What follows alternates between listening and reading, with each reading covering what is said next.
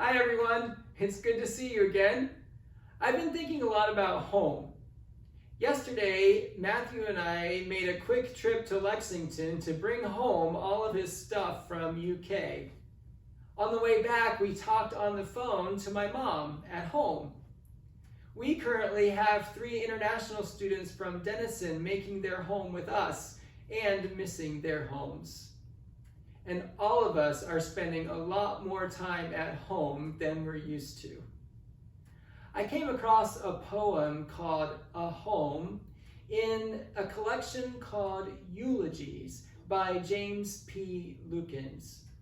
Jim and his wife Ann are members here at Centenary, and you have heard and seen Jim singing in the choir at the 11 o'clock service. Jim has actually published several volumes of poetry, and they can be found in libraries here in the United States as well as in Great Britain. One Ohio governor even named Jim the Buckeye Poet. Eulogies was published in 2003 as a tribute to those who lost loved ones in the September 11th attacks. In his introduction to the collection, Jim writes, "Herein is the great hope of the church, that separation from loved ones is only temporal.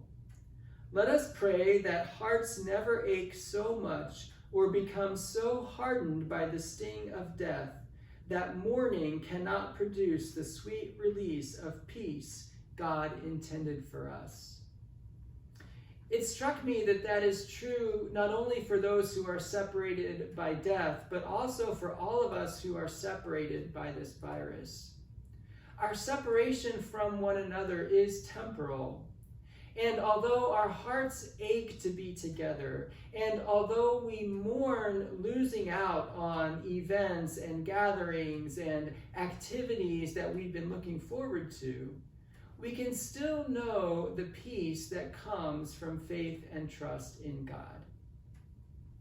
So here is the poem A Home by Jim Lukens.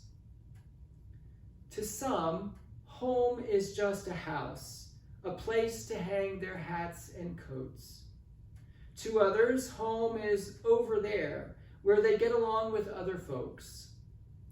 But to me, home is far more than just a roofed abode built of brick and stone or wood.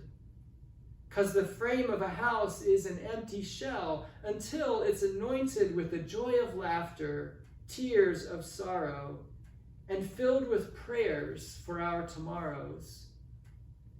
Alas, dear friends, when God's love abounds within its sacred walls, that's when our house becomes a home sweet home to all.